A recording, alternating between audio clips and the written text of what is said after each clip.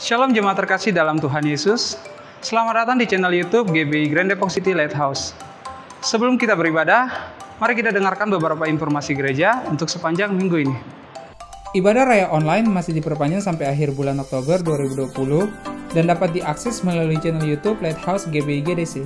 Ibadah KUL masih dilakukan secara online. Hubungi Gembala KUL masing-masing untuk informasi tentang KUL. Bagi yang ingin bergabung dalam KUL, dapat menghubungi KUL Center dengan Bapak Melvin di nomor 081 3324 76369. Ibadah online sekolah minggu GBI Grand Depok City dilaksanakan setiap minggunya jam 8.30 pagi di channel YouTube Lighthouse GBI GDC. Untuk informasi bisa menghubungi nomor telepon 0812 9631 916. Bagi jemaat yang ingin memberikan persembahan persepuluhan, persembahan umum, persembahan diakonia, dan persembahan lainnya, dapat mentransfer ke rekening BCA di nomor 8691963535 atas nama GBI Grand Depok City. Harap bukti transfer dikirim melalui WhatsApp Ibu Peti di nomor 0812 839 07423. GBI Grand Depok City membuka pelayanan doa. Bagi jemaat yang membutuhkan pelayanan doa, dapat menghubungi Bapak PDP Bambang Sumarji, Gembala GBI Grand Depok City di nomor 081 761 7323. Hari ini ibadah disertai dengan perjamuan kudus. Mari siapkan roti dan anggur, jika tidak ada dapat digantikan dengan teh, sirup, ataupun biskuit. Demikian informasi gereja kita untuk sepanjang minggu ini. Mari kita siapkan hati kita untuk beribadah dengan sungguh-sungguh agar setiap pujian dan penyembahan menjadi kekuatan yang baru bagi kita dan kebenaran firman Tuhan menjadi rema dalam hidup kita. Selamat beribadah, Tuhan Yesus memberkati. Puji nama Tuhan, Shalom. Apa kabar Bapak Ibu Saudara yang dikasihi Tuhan? Saya percaya apapun keadaan kita hari-hari ini, kita memiliki Allah yang luar biasa, amin. Mari kita satu di dalam doa. Bapak, kami mengucap syukur Tuhan untuk pagi ini Tuhan. Terima kasih Engkau sungguh baik Tuhan. Terima kasih untuk kasih-Mu Tuhan yang tidak pernah berhenti dalam kehidupan kami. Terima kasih ya Bapak, biarlah kami terus berharap, terus percaya dan terus mengasihi Engkau lebih lagi Tuhan. Terima kasih Tuhan Yesus, terima kasih. Kami mau berikan yang terbaik buat Engkau Tuhan di tempat ini. Terpujilah nama-Mu Tuhan Yesus, haleluya, amin.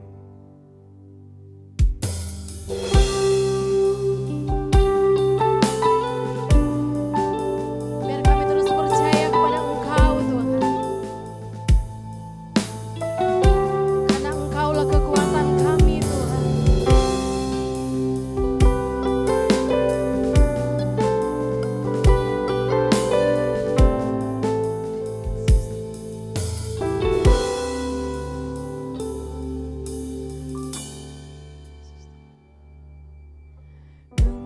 Tuhan yang beri kekuatan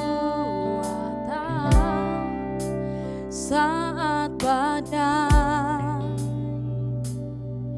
menerpa hidupku. Di dalam-Mu aku tenang, sebab janji-Mu setia bagiku.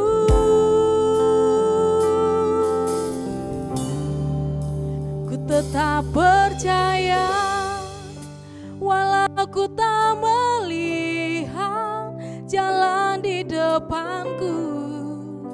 Tak pernah ku ragu, ku tetap menyembah apapun yang terjadi di dalam hidupku. Tak pernah ku ragu, ku tetap percaya.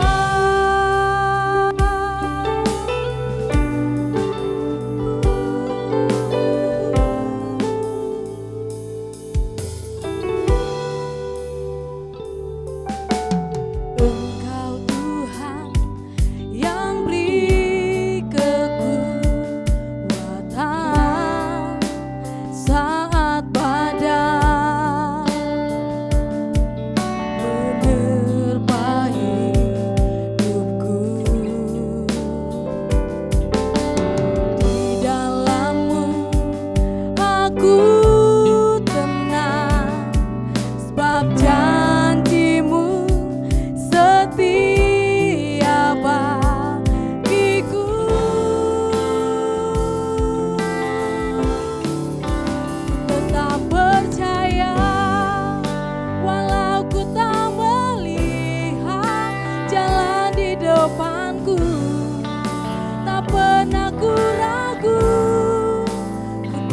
menyembah.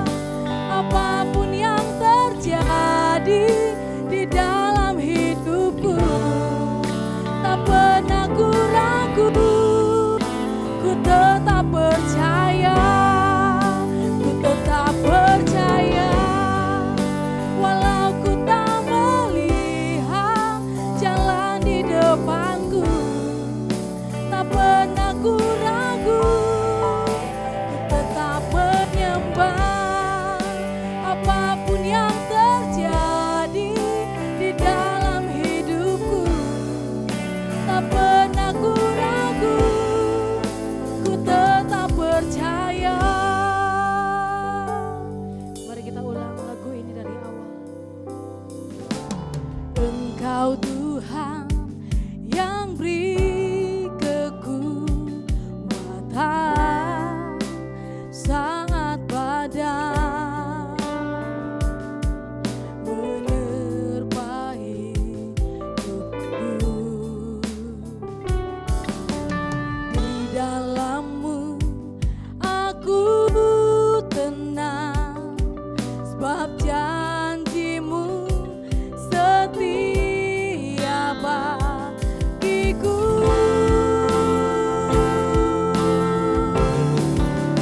Tetap percaya, walau ku tak melihat jalan di depanku, tak pernah ku ragu, ku tetap menyembah. Apapun yang terjadi di dalam hidupku, tak pernah ku ragu, ku tetap percaya, ku tetap percaya. Walau ku tak melihat jalan di depanku, tak pernah ku ragu, ku tetap menyembah. Apapun yang terjadi di dalam hidupku, tak pernah ku ragu, ku tetap percaya. Mari kita sembah Dia.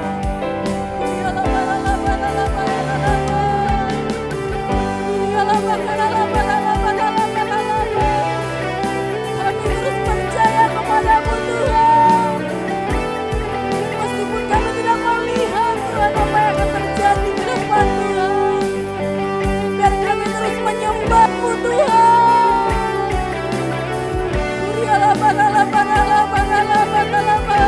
Mari sembah Dia Bapak Ibu Saudara.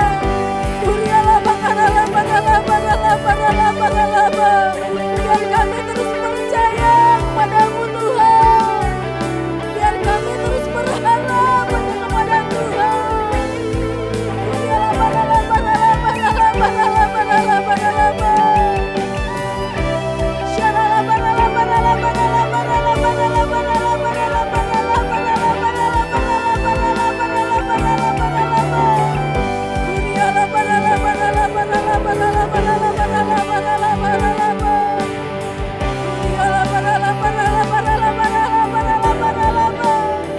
Engkau yang memberikan kami kekuatan Tuhan,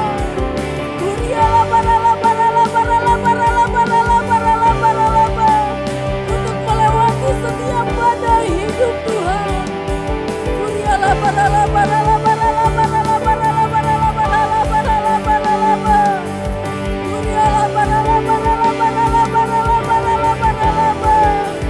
Apapun yang terjadi Tuhan, biar kami terus meninggikan nama-Mu Tuhan.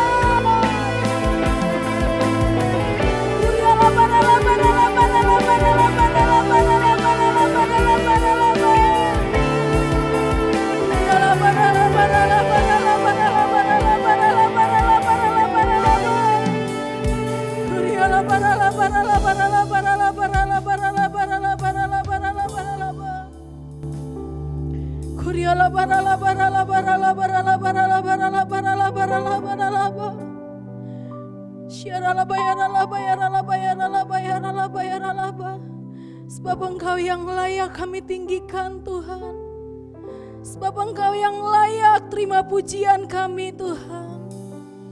Kuriala barala barala barala barala barala barala barala barala barala barala ba.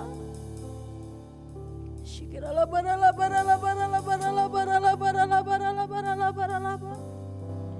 Ku tinggikan Engkau Tuhan melebihi segalanya, lebih dalam ku menyembah dalam roh dan kebenaran.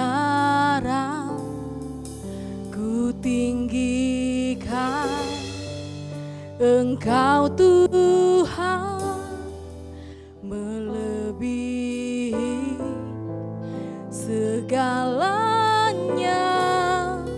lebih dalam ku menyembah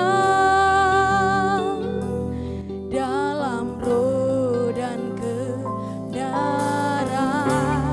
Ku tinggikan Engkau Tuhan melebihi segalanya, lebih dalam ku menyembah dalam roh dan kebenaran selamanya.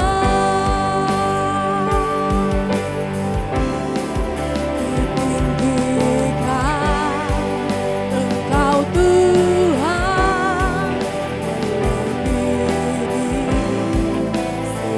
segalanya, lebih dalam ku menyembah dalam roh dan kebenaran. Kutinggikan Engkau Tuhan melebihi segalanya, lebih dalam ku menyembah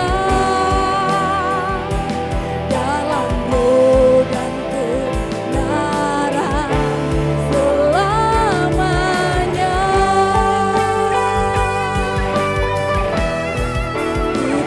Kutinggikan Engkau Tuhan melebihi segalanya, lebih dalam ku menyembah dalam roh dan kebenaran selamanya.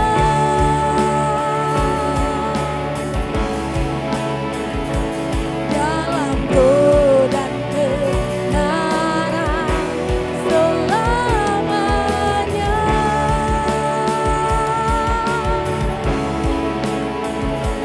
Dalam roh dan kebenaran selamanya.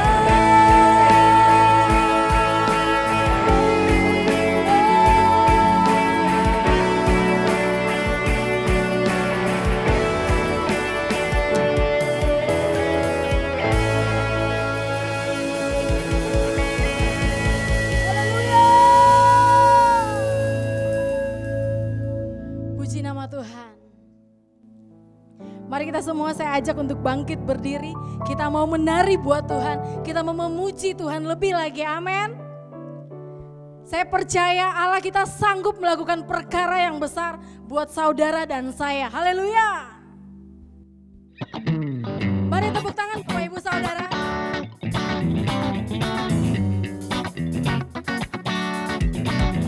Allah sanggup melakukan perkara yang ajaib. Haleluya.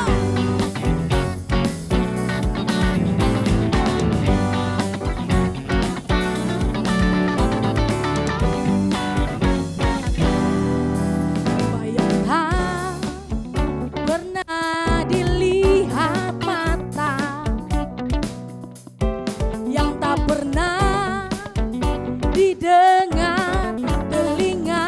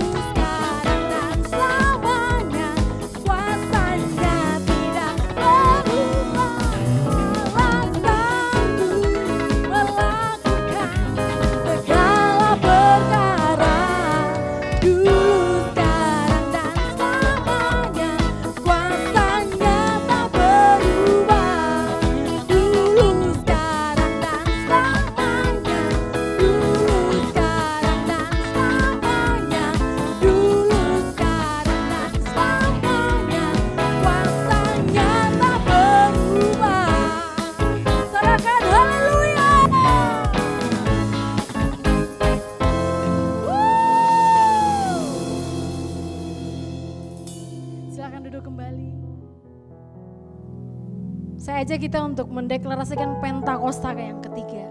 Mari kita baca bersama-sama. Apa yang dimaksudkan dengan Pentakosta ketiga? Pentakosta ketiga adalah pencurahan Roh Kudus yang dahsyat di zaman now, melebihi yang terjadi di Azusa Street. Pentakosta ketiga akan mengakibatkan penuaian jiwa yang terbesar dan yang terakhir sebelum Tuhan Yesus datang kembali. Pentakosta ketiga akan membangkitkan generasi Yeremia, yaitu anak-anak muda yang dipenuhi Roh Kudus, cinta mati-matian kepada Tuhan Yesus, tidak kompromi terhadap dosa, dan akan bergerak untuk memenangkan jiwa. Pentakosta ketiga lahir di Indonesia dan bergerak ke bangsa-bangsa. Gerakan ini dari timur ke barat dan akan kembali ke Yerusalem. Pentakosta ketiga akan memberikan kuasa untuk menyelesaikan amanat agung, dan setelah itu Tuhan Yesus datang kembali. Mari Bapak Ibu Saudara semua kita satu dalam doa. Bapak Surgawi, terima kasih Tuhan untuk pagi hari ini Tuhan, kami boleh ibadah online ya Bapak. Kami mengucap syukur ya Bapak untuk hamba-hambamu yang pada pagi hari ini melayani setiap kami Tuhan, untuk para hamba-Mu Tuhan, untuk pada WL Singer, para imam musik. Terima kasih Tuhan untuk setiap mereka ya Tuhan, yang membawa kami Tuhan, untuk kami memuji, menyembah dan menaikkan pengagungan bagi Engkau ya Bapak. Terima kasih Tuhan, biarlah terus Tuhan Engkau mengurapi setiap kami Tuhan. Pujian penyembahan yang kami naikkan menjadi dupa yang harum di hadapan-Mu ya Bapak. Terima kasih ya Tuhan, berkati hamba-hamba-Mu ini ya Tuhan, yang terus berjerih lelah dalam ladang-Mu ya Tuhan. Biarlah hamba-Mu ini Engkau pakai secara luar biasa ya Bapak. Berkati pekerjaan pelayanan keluarga rumah tangga hamba-hamba-Mu ini dengan luar biasa ya Bapak. Terima kasih ya Tuhan, kami juga mengucap syukur Tuhan untuk pagi hari ini Tuhan, kalau kami boleh mendengar kebenaran firman-Mu ya Tuhan. Terima kasih Tuhan untuk hamba-Mu yang Kau utus ke tempat ini ya Tuhan, yang menyampaikan isi hati-Mu ya Tuhan, yang menguatkan kami Tuhan, menegur kami Tuhan. Firman-Mu membawa kemerdekaan bagi setiap kami Tuhan, umat-Mu di Grand Depok City ini ya Bapak. Terima kasih Tuhan, Engkau yang ditinggikan Tuhan, Engkau yang diagungkan dan Engkau yang dimuliakan ya Bapak. Terima kasih Tuhan untuk hamba-Mu Tuhan, berkat-Mu melimpah atas hamba-Mu Tuhan. Penyampaian firman sudah kami terima ya Tuhan. Terima kasih ya Bapak, terima kasih ya Allah Roh Kudus. Kami juga mengucap syukur ya Tuhan untuk para pemimpin-pemimpin rohani kami ya Bapak. Terima kasih Tuhan untuk hamba-Mu Tuhan, untuk Bapak Niko Tuhan, untuk Bapak Rayon kami, Bapak Yongki Tuhan, bahkan untuk para gembala-gembala cabang ranting Tuhan. Berkati hamba-hamba-Mu ini dengan luar biasa ya Tuhan. Pakai hamba-hamba-Mu ini dengan luar biasa Tuhan. Bahkan sampai kepada gembala-gembala kuliah Tuhan. Berkat damai sejahtera sukacita yang daripada Engkau melimpah ya Tuhan. Terima kasih Tuhan untuk pemimpin rohani kami ya Tuhan, yang terus Tuhan berjaga-jaga atas kami ya Tuhan, yang terus Tuhan menyampaikan isi hati-Mu dan kebenaran firman-Mu ya Bapak. Terima kasih Tuhan, kami juga mengucap syukur Tuhan untuk gembala kami ya Bapak, Bapak dan Ibu gembala kami, Bapak Bambang dan Ibu Peti Tuhan. Berkati hamba-Mu dengan luar biasa, kasih damai sejahtera sukacita yang daripada Engkau melimpah atas hamba-Mu, kekuatan, kemampuan, kesanggupan yang daripada Engkau terus limpah atas Bapak Ibu gembala kami Bapak. Terima kasih ya Tuhan, kami mengucap syukur Tuhan. Kami juga berdoa Tuhan untuk bangsa Indonesia Tuhan. Kami serahkan Indonesia ke dalam tangan pimpinan-Mu ya Tuhan. Kami tahu Tuhan bahwa ini hari-hari yang sulit Tuhan. Tapi kami percaya Tuhan, bangsa kami pulih. Bangsa kami mampu bangkit Tuhan. Bangsa kami mengalami pemulihan yang daripada Engkau ya Bapak. Dan kami juga mengucap syukur Tuhan untuk Bapak Presiden dan Wakil Presiden Tuhan. Untuk aparat pemerintah ya Tuhan. Yang dari tertinggi sampai terendah ya Tuhan. Engkau memberkati Tuhan. Biarlah setiap jerih payah para pemimpin-pemimpin kami Tuhan, Engkau yang memberkati Tuhan. Biarlah setiap keputusan-keputusan yang diambil Tuhan, semuanya semata-mata untuk kesejahteraan bangsa kami ya Bapak. Terima kasih Tuhan, ada keunitian Tuhan di dalam pemerintahan ya Bapak. Terima kasih Tuhan, kami juga berdoa secara khusus Tuhan untuk hamba-hamba-Mu, untuk jemaat-Mu, untuk gereja-Mu yang hari ini Tuhan, ibadah online dari rumah Tuhan. Kami melepaskan berkat, kasih damai sejahtera sukacita yang daripada Engkau melimpah atas jemaat-Mu Tuhan. Tidak ada ketakutan, tidak ada kekhawatiran Tuhan. Yang ada roh perkasa yang daripada Engkau mengalir atas jemaat-jemaat-Mu ya Tuhan. Terima kasih ya Tuhan. Setiap pergumulan hidup hamba-hamba-Mu ini Tuhan, Tuhan punya jalan keluar bagi hamba-hamba-Mu Tuhan. Mereka dimampukan, mereka dikuatkan, mereka disanggupkan Tuhan untuk melewati setiap Tuhan proses kehidupan setiap jemaat-jemaat-Mu ya Tuhan. Kami percaya Tuhan, jemaat-jemaat-Mu lebih daripada pemenang ya Tuhan. Terima kasih Tuhan, kami mengucap syukur ya Tuhan untuk ibadah kami hari ini ya Tuhan. Kami serahkan semuanya Tuhan, dari awal, pertengahan hingga akhir Tuhan, semuanya hanya di dalam kemuliaan Tuhan. Kami berdoa mengucap syukur hanya di dalam nama Tuhan Yesus Kristus. Haleluya, amin. Happy Sunday semua. Dalam edisi Voice of Pentecost kali ini kita akan membahas mengenai paradigma kekudusan bagi generasi yang menyelesaikan amanat agung. Menjaga kekudusan kadang-kadang dianggap sebagai hal yang kuno, bahkan membebani. Benarkah demikian? Apa arti kekudusan yang sesungguhnya? Kekudusan adalah karakter dari Allah yang paling menonjol yang memiliki makna keterpisahan. Salah satu contoh ketika Adam dan Hawa sebagai manusia pertama jatuh di dalam dosa. Mereka harus keluar dari Taman Eden. Hal ini menunjukkan bahwa Allah yang kudus harus terpisah dari manusia yang tidak kudus dan juga terpisah dari segala sesuatu yang bertentangan dengan keseluruhan karakter Allah itu sendiri.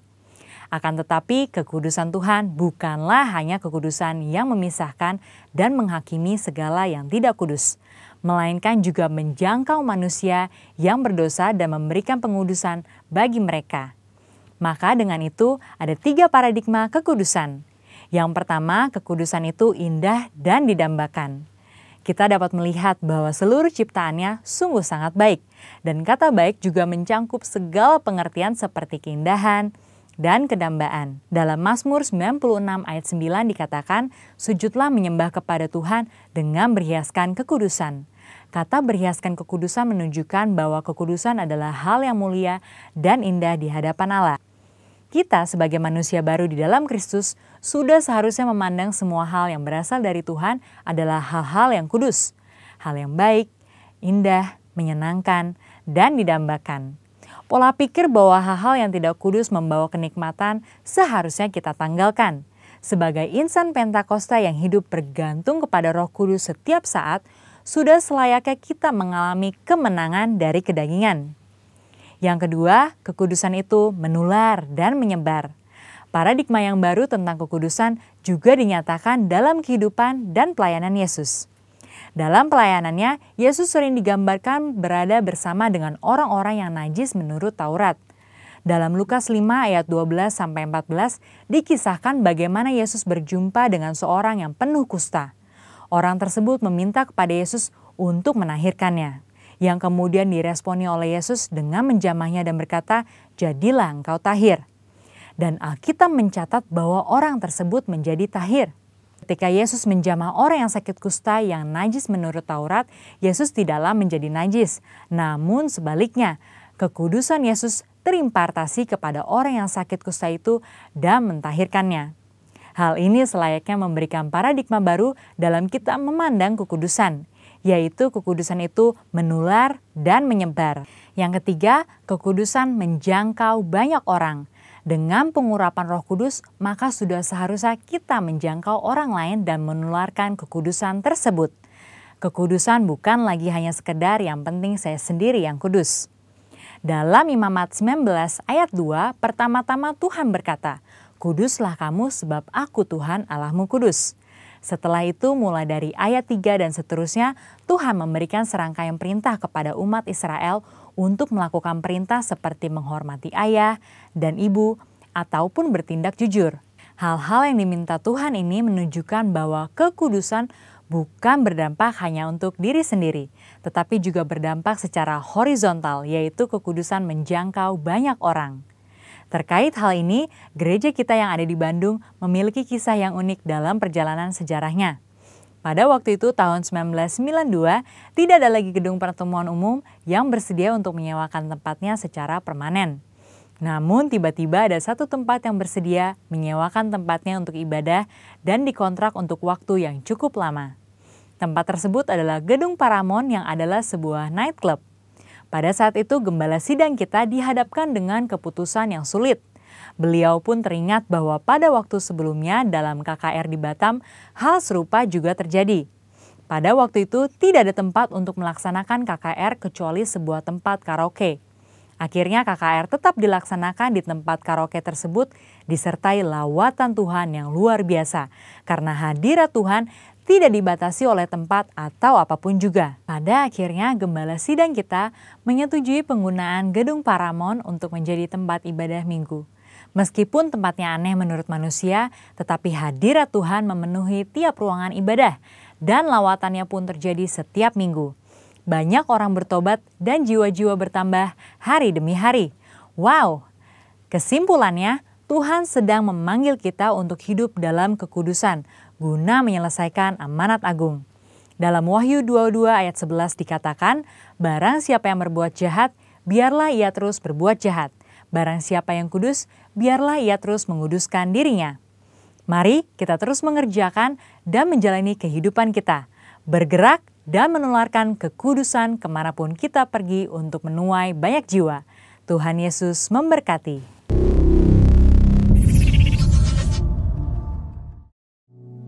Puji nama Tuhan. Mari kita siapkan hati kita mau mendengarkan kebenaran firman Tuhan. Biar setiap kita boleh mengalami lawatan Tuhan yang luar biasa. Biar setiap kita boleh mengalami terobosan Tuhan yang luar biasa atas kehidupan kita. Terima kasih Tuhan. Engkaulah kekuatan kami Tuhan untuk melewati setiap badai yang ada Tuhan. Kami percaya kami kuat Tuhan, asal bersama dengan Tuhan. Terima kasih Tuhan Yesus. Engkaulah kekuatanku, tempat perlindunganku, saat badai menerpa, aku tak akan goyah, aku tak akan goyah, sebab Kau sertaku. Mari katakan dari awal lagu ini. Engkaulah kekuatanku, tempat perlindunganku, saat badai menerpa, aku tak akan goyah, aku tak akan goyah, sebab Kau sertaku. Sejauh langit dari bumi, begitu besarnya kasih-Mu, penuhi hati kami yang rindu menyembah-Mu. Yesus, sejauh langit dari bumi, begitu besarnya kasih-Mu. Kaulah Tuhan, kekuatanku, sukacitaku. Silakan duduk Bapak Ibu Saudaraku. Engkaulah kekuatan kami, Engkaulah kekuatanku, tempat perlindunganku, saat badai menerpa, aku tak akan goyah, aku tak akan goyah, sebab Kau sertaku.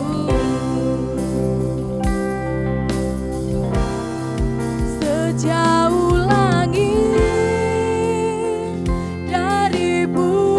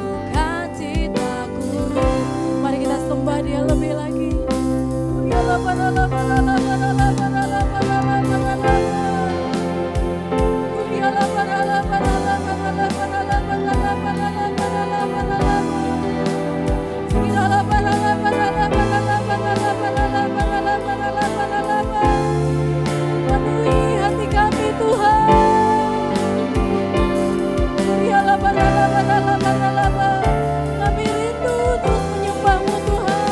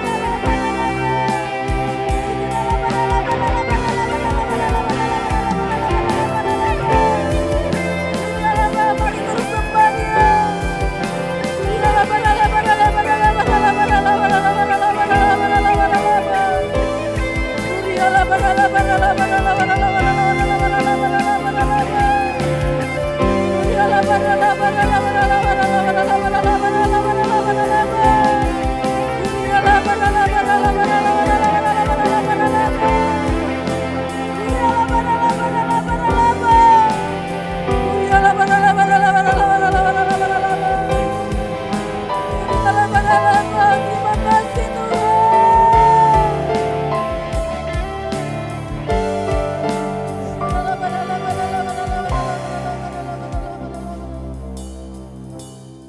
Sejauh langit dari bumi, begitu besarnya kasih-Mu, penuhi hati kami yang rindu menyembah-Mu. Yesus, sejauh langit dari bumi, begitu besarnya kasih-Mu. Kaulah Tuhan, kekuatanku, sukacitaku. Sejauh langit dari bumi, begitu besarnya kasih-Mu, penuhi hati kami yang rindu menyembah-Mu.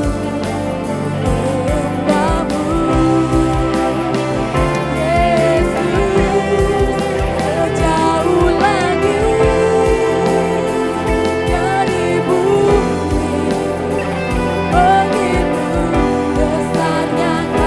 dari bumi, begitu besarnya kasih-Mu. Kaulah Tuhan, kekuatanku, sukacitaku. Kaulah Tuhan, kekuatanku, sukacitaku. Kaulah Tuhan,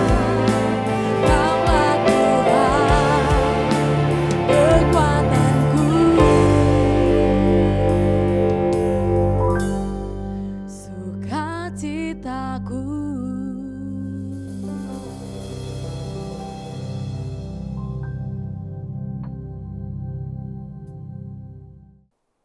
Bapa, di dalam nama Tuhan Yesus, kami sudah selesai memuji, menyembah, meninggikan nama-Mu.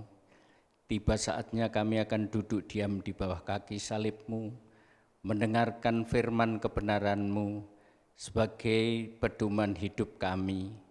Tuhan, kami percaya Engkau hadir di tengah-tengah kami, bahkan Engkau sendiri yang memimpin ibadah online pada hari ini Tuhan. Sehingga Tuhan, kuasa-Mu nyata atas kami, firman kebenaran yang ditabur pada hari ini dapat menjadi kekuatan bagi kami. Terima kasih Bapa, di dalam nama Tuhan Yesus, haleluya, amin. Salam saudara-saudara yang dikasihi Tuhan Yesus, kita bertemu lagi di dalam ibadah online hari ini. Saudara-saudara, kami percaya kita semua tetap semangat di dalam beribadah, berdoa, memuji, menyembah Tuhan, menyembah Raja di atas segala raja, dan tidak akan berkurang kesungguhan dan fokus kita kepada Tuhan. Kita tetap bersukacita, bahkan makin bersukacita dalam memuji, menyembah, dan meninggikan Tuhan, dalam mendengarkan firman Tuhan, sehingga berkat Tuhan tercurah melimpah bagi kita, pribadi lepas pribadi, keluarga lepas keluarga. Saudara-saudara yang di rumah-rumah dan bagi saudara yang mengikuti ibadah dimanapun saudara berada saat ini. Amin Bapak Saudara. Hari ini judul khotbah saya adalah hidup dalam penyertaan Tuhan. Mari kita buka Alkitab kita di dalam Hakim-Hakim 6 ayat 11 sampai 16. Kita baca. Kemudian datanglah malaikat Tuhan dan duduk di bawah pohon tarbantin di Ofra, kepunyaan Yoas orang Abiezer itu. Sedang Gideon anaknya mengirik gandum dalam tempat pemerasan anggur agar tersembunyi bagi orang Midian. Malaikat Tuhan menampakkan diri kepadanya dan berfirman kepadanya demikian. Tuhan menyertai engkau ya pahlawan yang gagah berani. Jawab Gideon kepadanya, ah Tuanku, jika Tuhan menyertai kami, mengapa semuanya ini menimpa kami? Di manakah segala perbuatan-perbuatannya yang ajaib yang diceritakan oleh nenek moyang kami kepada kami?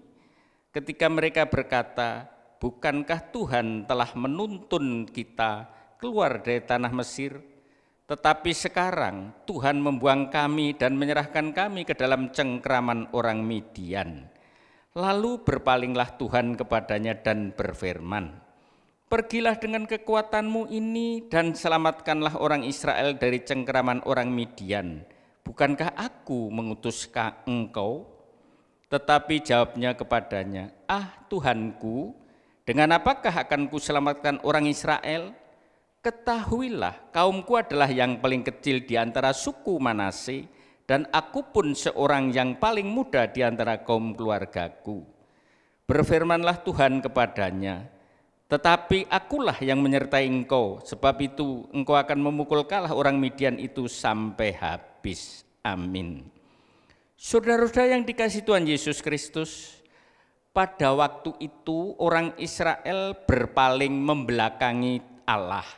Boleh dikatakan telah melakukan perbuatan perselingkuhan rohani dengan menyembah berhala, tidak menyembah Allah. Oleh karena itu, sebagai konsekuensi dari perbuatannya itu, Allah menghukum bangsa Israel melalui bangsa Midian. Bangsa Midian menjajah bangsa Israel sehingga bangsa Israel hidupnya sangat menderita. Saudara-saudara yang dikasihi Tuhan Yesus Kristus, berbicara tentang penyertaan Allah dalam bahasa rohani, saya ulangi, dalam bahasa Ibrani, penyertaan Allah adalah Immanuel, yang artinya Allah bersama kita, Allah berjalan dengan kita, Allah hadir dalam kehidupan kita, Allah tinggal bersama kita. Lain daripada itu, kata Immanuel juga dipergunakan sebagai nama Tuhan Yesus, di mana dalam Injil Matius 1 ayat 23 dinyatakan, sesungguhnya anak darah itu akan mengandung dan melahirkan seorang anak laki-laki, dan mereka akan menamakan dia Immanuel, yang berarti Allah menyertai kita. Sesuai dengan firman ini dapat kita pelajari bahwa melalui kelahiran Yesus, Allah datang ke dalam dunia untuk menyertai dan menolong manusia. Melalui kelahiran Yesus, Allah bukan lagi Allah yang jauh dari umatnya. Allah menjadi sangat dekat dengan manusia. Allah mendengar doa kita, Dia menjadi mengetahui dengan pasti kebutuhan utama kita. Melalui kelahiran Yesus, itu adalah suatu strategi dari Allah untuk menyelamatkan manusia berdosa dan untuk mendamaikan dia dengan manusia. Melalui kelahiran Yesus, Allah menegaskan bahwa jalan satu-satunya bagi manusia untuk diselamatkan hanya melalui Tuhan Yesus Kristus. Saudara-saudara yang dikasihi Tuhan Yesus Kristus, selanjutnya dalam kitab Hakim-Hakim 6 ayat 11-16 yang kita pelajari tadi, mengajarkan kita bahwa hidup dalam penyertaan Tuhan tidak berarti segala sesuatu menjadi mudah dalam hidup kita. Jadi saya ulangi, firman yang kita renungkan Hakim-Hakim 6 ayat 11-16 mengajarkan kepada kita bahwa hidup dalam penyertaan Tuhan yang pertama tidak berarti segala sesuatu menjadi mudah dalam hidup kita. Seperti tertera di dalam ayat 11-13. Kemudian datanglah malaikat Tuhan dan duduk di bawah pohon tarbantin di Ofra, kepunyaan Yoas, orang Abiezer itu, sedang Gideon anaknya mengirik gandum dalam tempat pemerasan anggur agar tersembunyi bagi orang Midian. Malaikat Tuhan menampakkan diri kepadanya dan berfirman kepadanya demikian, Tuhan menyertai engkau, ya pahlawan yang gagah berani. Jawab Gideon kepadanya, Tuanku, jika Tuhan menyertai kami, mengapa semua ini menimpa kami? Di manakah segala perbuatan-perbuatan yang ajaib yang diceritakan oleh nenek moyang kami kepada kami ketika mereka berkata, bukankah Tuhan telah menuntun kita keluar dari Mesir? Tetapi sekarang Tuhan membuang kami dan menyerahkan kami ke dalam cengkeraman orang Midian. Ayat firman ini menurut pemahaman Gideon bahwa hidup dalam penyertaan Tuhan seharusnya semua atau segala sesuatu berjalan dengan lancar dan menjadi mudah tanpa gangguan. Mereka bangsa Israel tidak lagi di bawah jajahan orang Midian. Mereka tidak lagi hidup dalam kesengsaraan dan tidak menderita lagi seperti yang mereka alami saat itu. Seharusnya segala sesuatunya serba mudah didapatkan. Kalau mungkin zaman sekarang ini mudah, lancar dan tidak ada masalah dalam menjalani hidup. Mudah untuk memperoleh harta kekayaan, mudah untuk menjadi kaya raya, mudah mendapatkan pekerjaan, mudah mendapatkan jabatan, mudah mendapatkan promosi dan lain-lain. Ini adalah suatu pandangan yang sempit tentang penyertaan Allah dalam kehidupan.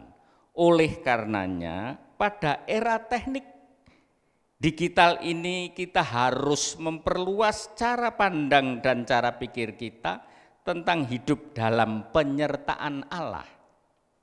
Sebagai orang percaya, kita harus percaya bahwa memang benar Allah menyertai kita, berjalan bersama kita, berada di tengah-tengah kita.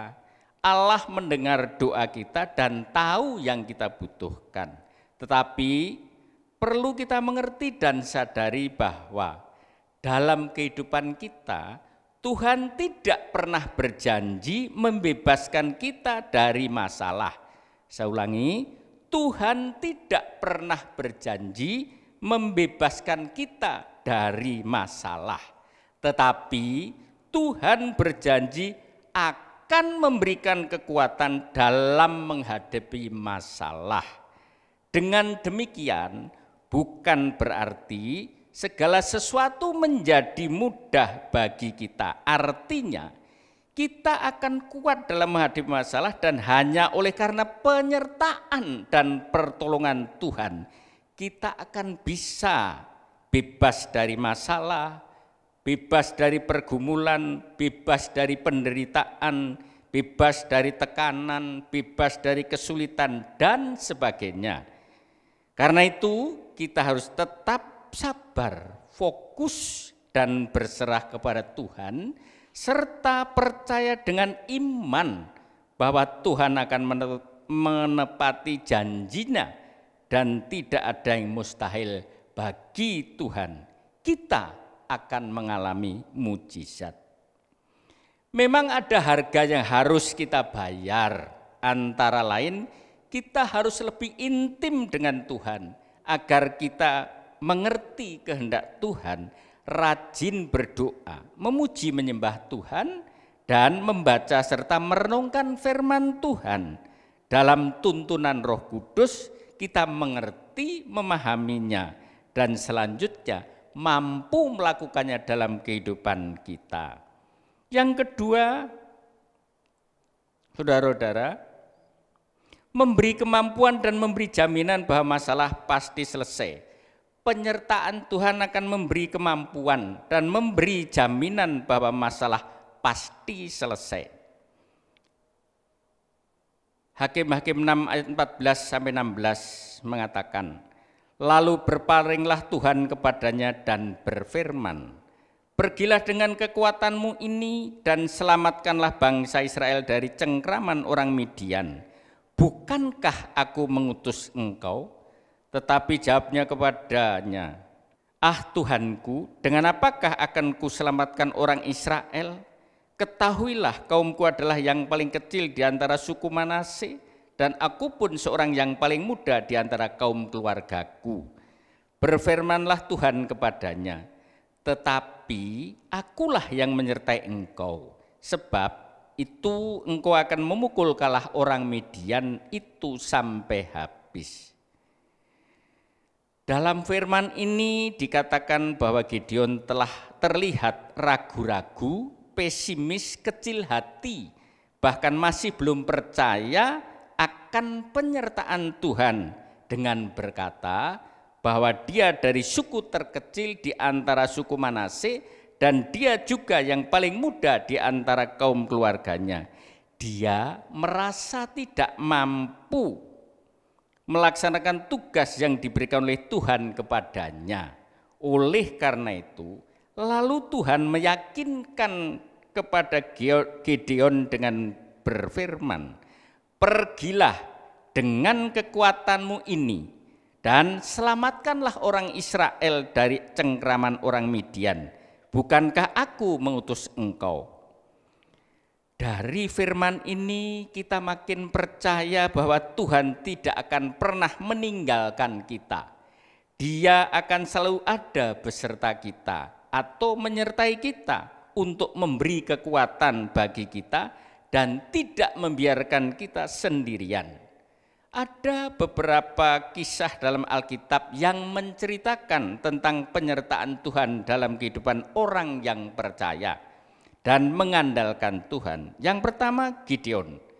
Seperti dalam kisah ini kalau kita baca seterusnya, Gideon menjadi percaya dan taat kepada perintah Tuhan. Maka dengan 300 orang tentaranya, dia berhasil menghancurkan orang Midian yang sangat banyak jumlahnya. Karena Tuhan menyertai Gideon, sehingga berhasil membebaskan bangsa Israel dari cengkraman orang Midian. Yang kedua dalam pesta pernikahan di Kana, di mana dalam pesta pernikahan itu terjadi kekurangan anggur. Padahal bagi bangsa Israel itu sesuatu yang sangat memalukan apabila dalam sebuah pesta pernikahan sampai terjadi kekurangan anggur. Oleh karena itu Tuhan tidak mau mempermalukan umatnya. Tuhan Yesus membuat mujizat yang pertama, yaitu mengubah air menjadi anggur. Di sini membuktikan bahwa Yesus ada bersama dan menyertai di tengah-tengah mereka dan memberikan pertolongan sehingga tidak membuat malu orang yang percaya kepadanya. Yang ketiga Yusuf, karena Yusuf jujur, hidup kudus, hatinya dekat dengan Allah dan selalu melibatkan Allah dalam setiap tindakannya, maka Yusuf dibuat berhasil dimanapun dia berada. di rumah Potifar pada saat dia bekerja di rumah Potifar menjadi hamba, di penjara, kemudian sebagai orang kedua setelah Fir'aun. Dia adalah diangkat menjadi Perdana Menteri Mesir. Keberhasilannya itu adalah karena Yusuf selalu mengandalkan Tuhan dalam hidupnya. Dan itulah yang membuat Tuhan selalu menyertai kehidupan Yusuf. Yang keempat, murid-murid pada waktu dalam pelayaran menyeberang Danau Galilea bersama Tuhan Yesus. Waktu itu Tuhan Yesus tertidur, tiba-tiba turun taufan yang dahsyat, sehingga perahunya kemasukan air hampir tenggelam. Mereka dalam bahaya, maka mereka segera membangunkan Tuhan Yesus. Tuhan Yesus bangun lalu menghardik angin dan air danau yang mengamuk. Maka air dan angin danau itu reda menjadi teduh, sehingga murid-murid tidak takut lagi dan kembali tenang karena Tuhan menyertainya. Dan masih banyak lagi kisah-kisah penyertaan Tuhan Yesus dalam Alkitab yang dapat saudara baca sendiri nanti. Saudara yang dikasihi Tuhan Yesus, demikian dengan kita, hendaknya kita menyadari bahwa hidup dalam penyertaan Tuhan bukan berarti segala sesuatu mudah bagi kita. Semua masalah, persoalan, penderitaan pasti bisa kita selesaikan, dan dengan iman kita percaya kita akan tampil sebagai pemenang, bahkan lebih dari pemenang. Bersama Tuhan, dalam penyertaan Tuhan, tidak ada yang tidak bisa kita selesaikan. Tidak ada yang mustahil karena Tuhan berjanji akan menyertai kita sampai akhir zaman. Saudara-saudara yang dikasihi Tuhan Yesus, khotbah saya akan saya akhiri dengan sebuah ilustrasi sebagai berikut. Di sebuah desa tinggal sebuah keluarga yang takut akan Tuhan. Mereka rajin beribadah, juga rajin dalam setiap kegiatan rohani. Adapun nama kepala keluarganya adalah sebut saja Pak Iman. Pada suatu hari Pak Iman berkata kepada istrinya, tentunya namanya Bu Iman. Bu, Bapak pengen mengalami pertolongan dan melihat sendiri Tuhan Yesus itu seperti apa wajahnya. Untuk itu bila perlu aku akan doa puasa. Beberapa bulan kemudian datanglah musim penghujan dan kebetulan desa Pak Iman ini terjadi bencana banjir besar. Maka semua warga diminta mengungsi oleh pemerintah ke tempat yang sudah disiapkan atau mengungsi kepada keluarga atau familinya. Kebanyakan sebagian besar penduduk desa itu sudah pada mengungsi, kecuali Pak Iman sekeluarga yang belum mau mengungsi. Banjir makin tinggi, maka istrinya menjadi sangat khawatir lalu mengajak Pak Iman untuk segera berangkat mengungsi dengan berkata, "Ayo Pak, kita mengungsi, banjir sudah makin tambah tinggi loh." Tetapi Pak Iman tetap bersikukuh, tidak mau mengungsi dan berkata, "Tidak Bu, Ibu saja dengan anak-anak yang berangkat mengungsi. Bapak pengen Tuhan Yesus sendiri yang menolong Bapak." Lalu dengan berat hati Bu Iman meninggalkan Pak Iman seorang diri. Bu Iman dengan anak-anaknya berangkat pergi mengungsi. Sedangkan Pak Iman masih tinggal di rumah dan berdoa supaya Tuhan Yesus datang menolongnya. Tidak lama kemudian yang datang Pak RT dengan tim SAR ke rumah Pak Iman dengan perahu karet. untuk menolong Pak Iman karena memang banjir tambah tinggi, sudah setinggi leher manusia dewasa. Pak RT berteriak memanggil Pak Iman untuk segera mengungsi. Tetapi Pak Iman tetap enggak mau.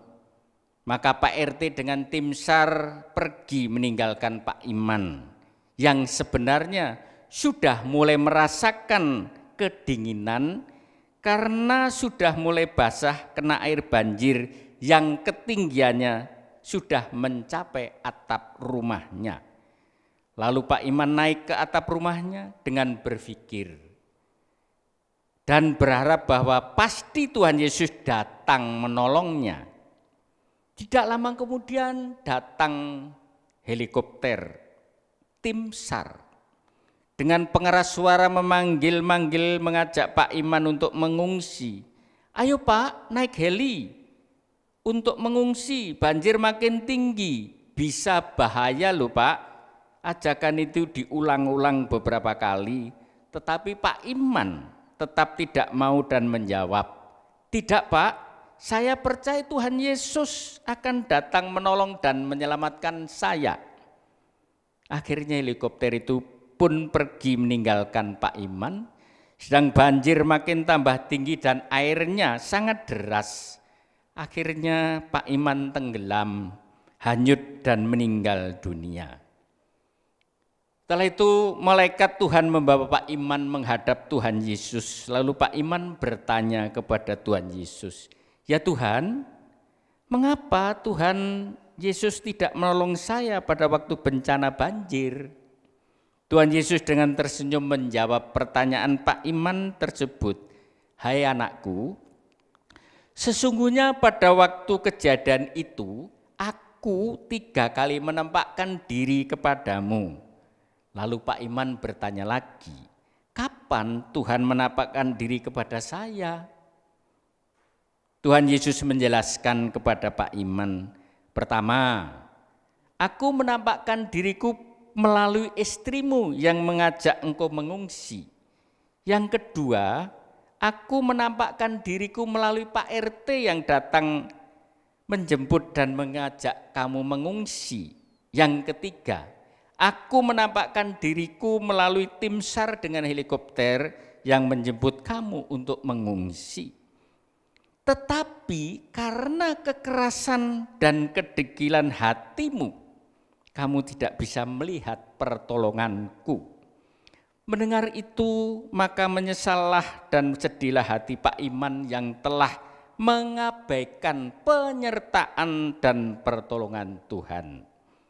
Bapak, Ibu, Saudara, ini adalah sebuah ilustrasi dalam kehidupan kita. Memang terkadang kita mengabaikan penyertaan dan pertolongan Tuhan dalam hidup kita. Oleh karena itu, marilah kita lebih peka lagi dalam melihat penyertaan dan pertolongan Tuhan dalam hidup kita. Amin. Tuhan Yesus memberkati. Kita berdoa, terima kasih Tuhan atas firman-Mu yang telah mengingatkan kami umat-Mu. Mampukan kami menjadikan firman-Mu pelita bagi kaki kami, terang bagi jalan kami, dan pedoman hidup kami, agar hidup kami senantiasa mengerti, menyadari akan penyertaan dan pertolongan-Mu dalam hidup kami ya Tuhan. Terima kasih Tuhan, dalam nama Tuhan Yesus. Amin. Bapak, Ibu, Saudara, sekarang ini minggu pertama kita akan masuk dalam perjamuan kudus. Kita siapkan roti dan anggur kita. Kita berdoa, saudara-saudara, sebagai hamba Tuhan saya mengingatkan firman Tuhan yang mengatakan, jadi barang siapa dengan cara yang tidak layak makan roti atau minum cawan Tuhan, ia berdosa terhadap tubuh dan darah Tuhan. Karena itu hendaklah tiap-tiap orang menguji dirinya sendiri, dan baru sesudah itu ia makan dan minum dari cawan itu. Mari kita periksa diri kita masing-masing dan minta pengampunan Tuhan jika ada hal yang tidak berkenan di hadapan Tuhan. Saudara, kita diam sejenak berdoa.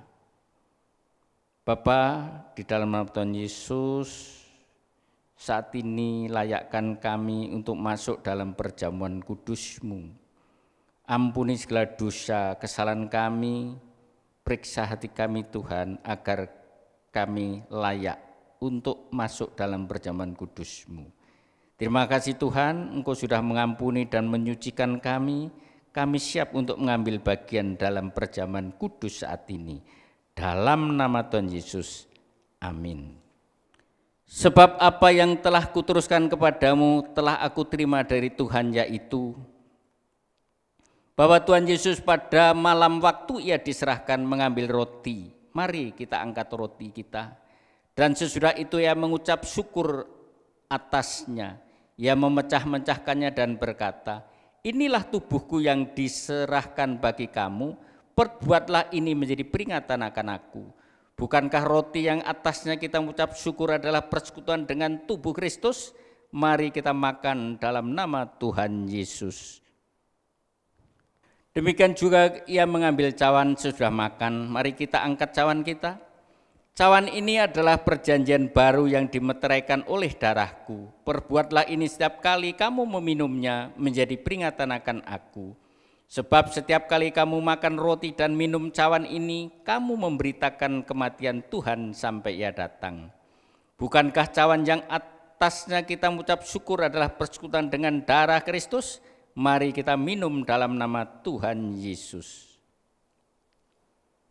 Tuhan, terima kasih untuk pengorbanan-Mu bagi kami. Saat ini kami percaya melalui perjamuan kudus ini, kami mengalami kuasa kebangkitan-Mu, yang sakit disembuhkan, yang lemah dikuatkan, yang miskin diperkaya, pintu mujizat terbuka bagi kami. Dalam nama Tuhan Yesus, amin.